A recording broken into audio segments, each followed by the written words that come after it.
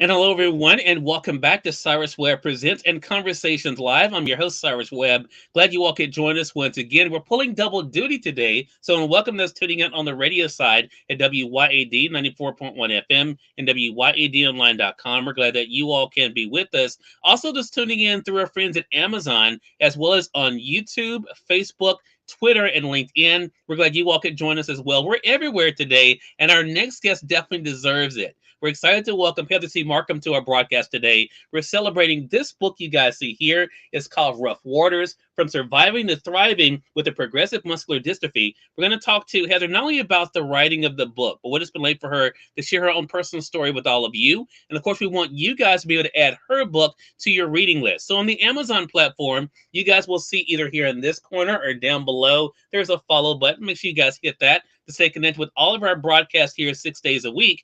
Also, you will see Heather's book, both the paperback and the Kindle edition. So make sure you guys click on that. Maybe add it to your reading list so you guys can be able to share her story as well. But Heather, thank you so much for the time. Really do appreciate it.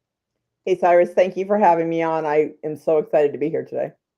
Well, the pleasure is definitely all mine. I think the great thing that I love so much about your story, Heather, even though it is your story, it is one that I think so many people can relate to in so many different ways. So I want to begin the conversation there.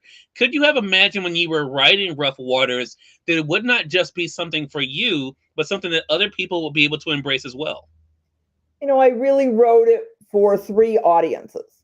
Hmm. I wrote it because when I was first diagnosed, I didn't find a story like mine. I didn't know that I could have hope. I didn't know what my life could be. I just saw devastation and destruction and mayhem and loss. And I didn't know that there was something that, beautiful and a whole series of beautiful things that I could find. So that's one of the reasons I wrote my story, was for people who are going through something. It doesn't have to be a progressive disease. Yeah. And it doesn't have to be a muscular dystrophy, but everyone's going through something. And just to kind of give them a way to latch on to hope that there is something out the other side. The other group, the next group that I wrote it for was actually their family and friends. My family read it when it was published, and they're like, we had no idea this is what you were thinking or feeling or going through. And this gives us a lot of insight, and we wish we had known. And so I want to give insight to, the people close in. When you're going through something, it's really hard to verbalize it. I have a lot of distance from the early days of this. And so that perspective has allowed me to do this. And I wrote it for caregivers and physicians in training and occupational therapists and physical therapists to help with their empathy. Now, that may sound odd because you would think that they're the most empathetic people on the planet. The reality is that they are some of the most educated and therefore a little blindered, like in the horse racing world. Like, they're very singularly focused, and sometimes they miss oh my gosh, this is a person in front of me and I have to help them as an individual approach things with them in an individual manner instead of just checking all the boxes that people normally check. Yeah, I love that. If you don't mind, Heather, I want to go through each one of those, but we already have people coming in. I mentioned that to you before we went live here. One of the great things about broadcasting in a simultaneous way, we're able to get our live audience actually in real time. Darlisha, hello to you. She says hello to you. And she says, awesome, Heather, on your book as well. Manswell T. Peterson is on Facebook. He says hello to you as well, Heather. And that's the other thing about this book, too. And I want to begin with the first thing you mentioned, which ties into something you and I were discussing, Heather, before we went live, and that is being seen. I think for so many people, myself, I have always felt weird, felt inadequate. I was a nerdy kid. I'm a nerdy adult. I'm short. That hasn't changed in my life. And so some people, have an issue with actually kind of going through this world, actually kind of waving their hands, jumping up and down, saying, hey, do you see me? I love the fact that you're able to address that in your situation about being seen and being seen as an individual. I also love the fact that what you said, going to the audiences that you mentioned, is that people not forgetting that you're a person. I think so many times I was a caregiver for over a decade for my grandmother. I had her before she died. Now it's been 9 years ago, and I think about sometimes, it's so easy for us to, to get so into what we're doing that we forget about just the basic things, because we're Right. just so busy trying to make sure we're checking all the boxes, right? What has that been like for you to be a part of the conversation, Heather? I guess that was going to be my question based on what you said, of not only being able to realize how we can deal with life when things change for us, but also how those in our lives can adjust with us. So it's really important that the people in our close in circles, and I want to emphasize that point, that not everyone in your life is in your close in circle or needs to be Yeah. in your close in circle, right? And if you find people who are there by default, right, you don't have to keep them there if they're not supportive of you, right? But those people in your close in circle make a tremendous impact on your mental health, Right. right? Your physical health. Because when I was married the first time, my husband gaslighted me horrifically, and that created it accelerated my physical decline. And once he was gone, I was able to recover a little bit physically, but not a lot because I was in this progressive state. But it helped my mental health. It reduced my stress level. And so the people in our lives can have a tremendous impact on who we are, who we're feeling like we are, if we feel seen or invisible or that kind of stuff. And with a wheelchair, it's really interesting because if I'm with someone and people don't always remember to talk to me, they'll talk to the caregiver, they'll talk to my friend, they'll talk to my fiance, they'll talk to someone else. And so I become invisible all over again. And I'm fortunate enough to have a power seat elevator on my wheelchair. So I can actually get up to eye level. I can be all of 5'6" and look people in the eye, which pretty much puts a stop to that behavior because now they can see me. Right. Literally see me. It is a little unnerving to go back to answer another question, which is what is it like to be seen? It's really unnerving to kind of just pour your life story out there, in such gritty detail, and then say, okay, here it is. I hope it resonates with you. You don't have to like it. Right. You don't have to like it. I don't expect everyone to like my book or like all of the stories in my book because there's some really hard stuff in my book. Right. But if it resonates with you in any way, shape, or form, then my message has gotten across, and that's all I can ever hope for. So true. And thinking about the things you write about, Dr. Clara Peters, she also says so true to what you were saying about being seen. I appreciate you being with us, Dr. Clara. She's joining us over there on Facebook. And Manswell says on Facebook, right, that circle is everything. That's such a great point as well. So for yourself, I want to get into water because water has so many different meanings to me when I was reading your book. Heather, we're going to get more into that. But I want to talk about for yourself because you mentioned something about writing something like this. And I have been asked actually twice this year to write my story. And I've declined mainly because I don't think I'm ready for that. And so I definitely don't think the world is ready for that. But I guess my question to you, Heather, would be how did you get ready? Because you could have easily just wrote a diary and let that be it. How did you get ready to sharing all that you are with the world? I actually wrote a completely different book. Hmm. I wrote a series of stories of things going on in my life. And I got it to an editing team and they were like, yeah, this is like nice, but there's nothing there's no meat here. There's nothing for people to really connect with you into. And so we need to know what you were feeling and thinking in your interiority and your dialogue. And so while I was rewriting this and trusting their process, that they as professionals knew what they wanted and knew what would succeed and what would connect with readers, right? Because they're the writing professionals and I wasn't. I mean, I'm a writer, I'm an author, I'm wordy, clearly I'm wordy. But in the middle of all of that, I was actually going through trauma therapy, which was recommended by a business coach who said, you know, when you go through trauma therapy and you clear out some of the stuff that you're dealing with and you really let yourself be seen. So Cyrus, I'm really in love with the fact that you connected with that. And when you let yourself be seen, then the world ought to just look out.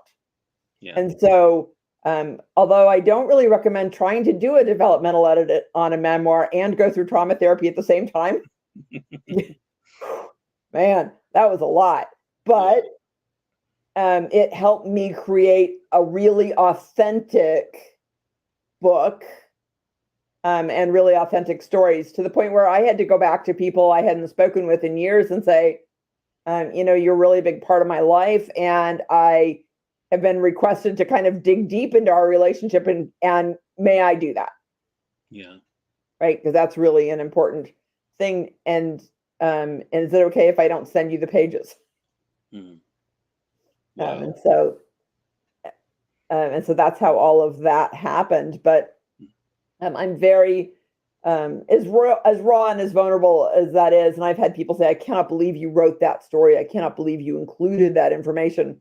Can't believe you included that photograph in the book. Are you really sure you want to do that? And I'm like, this is the truth.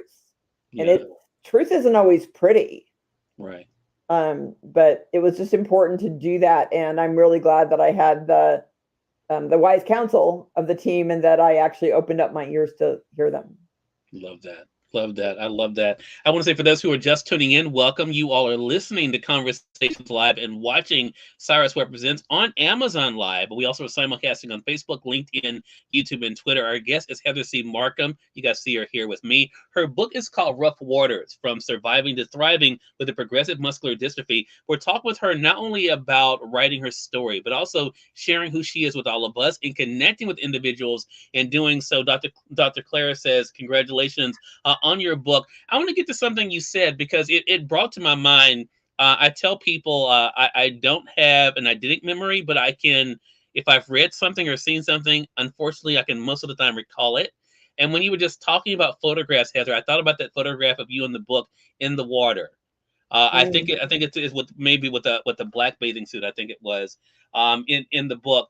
I want to talk about that, because I think one of the interesting things about us as individuals is that we sometimes have what I like to call now selective truths about ourselves and others. Oh, sure. So I want to ask you, what was it like for you to be honest with you when it came to writing the book? Hard. It was hard. I had already but I will say that I had already processed all of those details. Otherwise, I wouldn't have been able to write them down as my truth. Gotcha. Now, I will say that there are family members who are not excited that I wrote down all of the truths as I know them to be.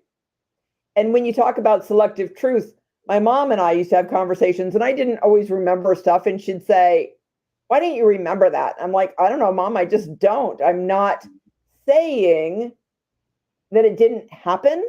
Right. I'm sure that you believe it. I'm sure that you remember it. But because it wasn't encoded for me, I don't remember it. And it's those experiences where sometimes things are hard encoded because it was traumatic or embarrassing or, first blush of love or whatever it was. Right? Or the first time that I was on a surfboard, and the first time I went face off a surfboard at high speed, and the feeling of floating in Hawaii on my back. Those things are hard encoded, but they don't always resonate for other people who were at that same experience because they weren't in it. So, right. So the book is called Rough Waters, Heather, but your relationship with water, as you were alluding to, and I mentioned earlier, you do have a close connection. Talk to us about that and what that was like for you to, in writing the book, think about the literal nature of it, but also the figurative nature of it as well. So I had grown up visiting my grandparents on the beach in Cape Cod. And so I had been in love with the ocean forever and ever. And as I began to lose the ability to walk, going to the beach was hard. And so, I mean, walking on sand is hard for anybody. Now you get unstable. And then being in the water when the sand is going, when the tide is taking the sand out from under your feet, I mean, it's miserable.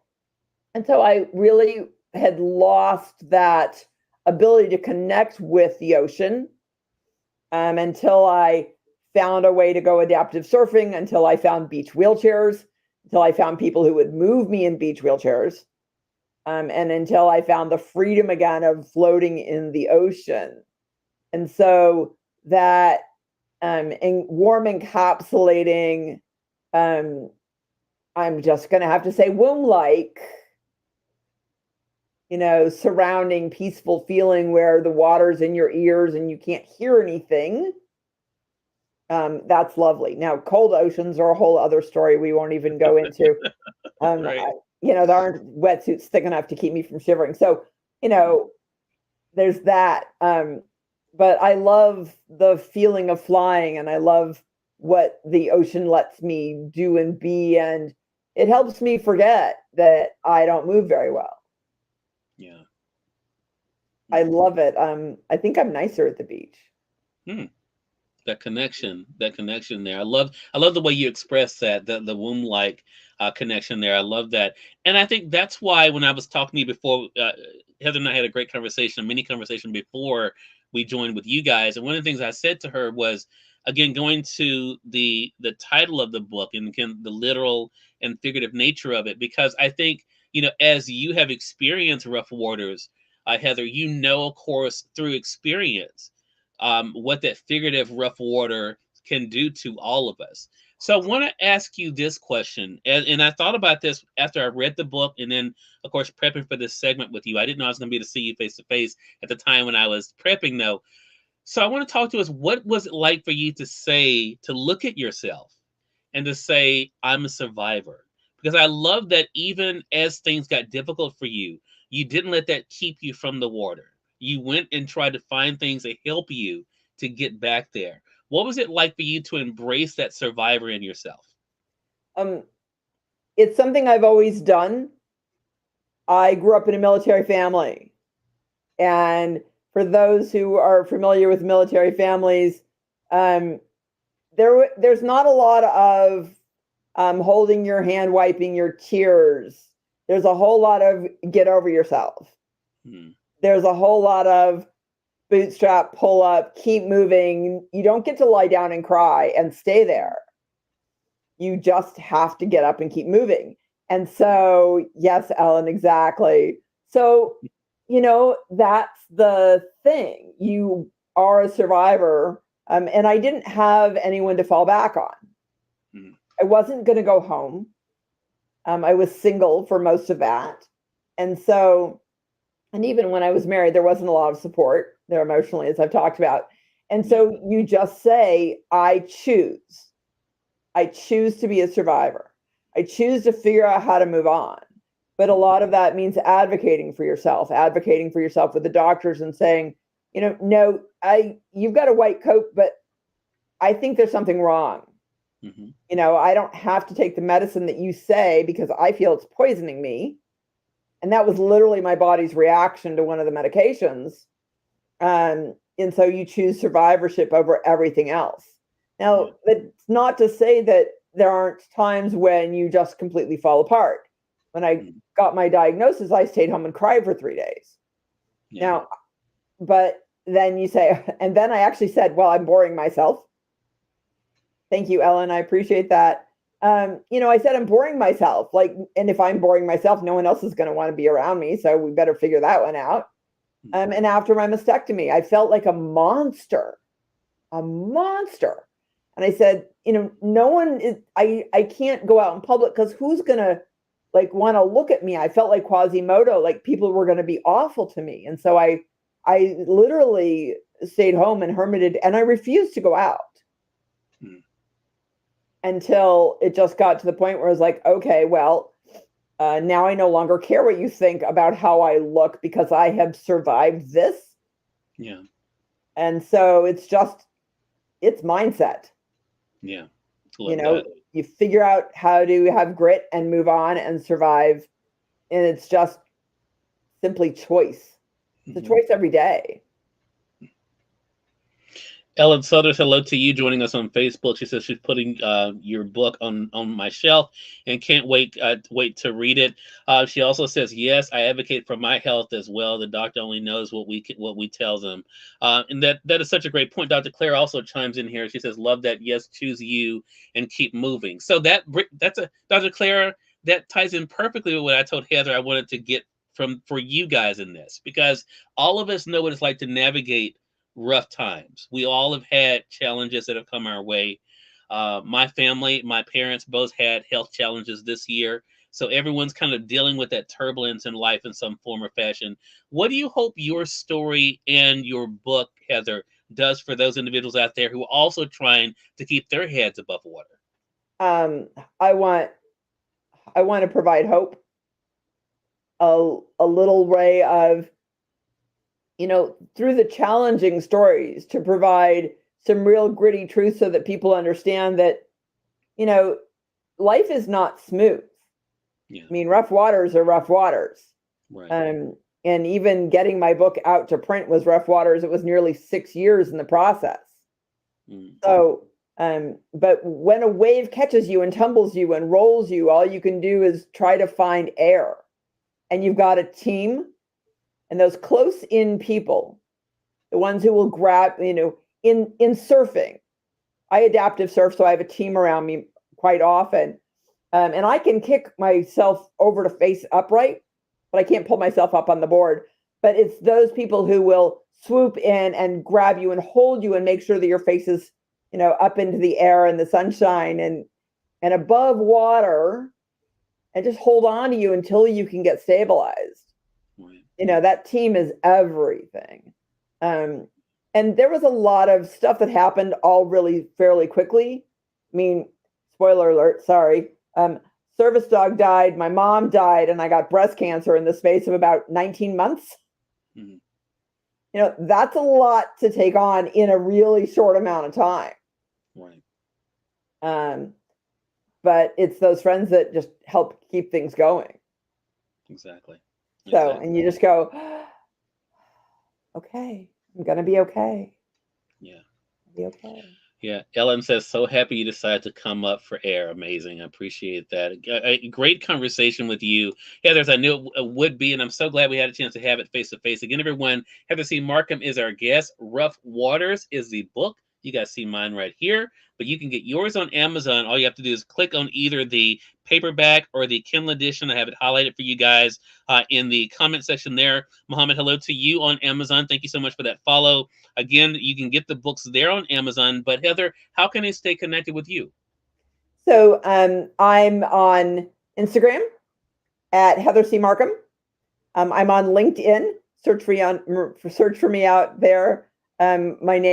My book website is at heathercmarkham.com. I also have a business, Making Waves for Good.com, where I am working on helping businesses understand the building codes and those kind of things to help make their businesses warm, welcoming, and accessible for the 1 billion people on the planet with a disability. Yeah. And make sure you guys are staying connected with her. We'll make sure that we also connect you on LinkedIn there, Heather. Heather, again, congratulations to you on the book. Thank you again for the great conversation, and looking forward to speaking with you again. Thank you so much for this time. I really appreciate it. I've had a great conversation. Thank you. I appreciate that. I want to thank our friends at PR by the Book for setting this up, and thank all of you on Amazon as well as on social media for joining us as well. And of course, our radio audience tuning in at WYAD 94.1 FM. Glad you all could be with us as well. Until next time, I'm Cyrus Webb saying thank you so much for joining us. We'll talk to you soon. Take care.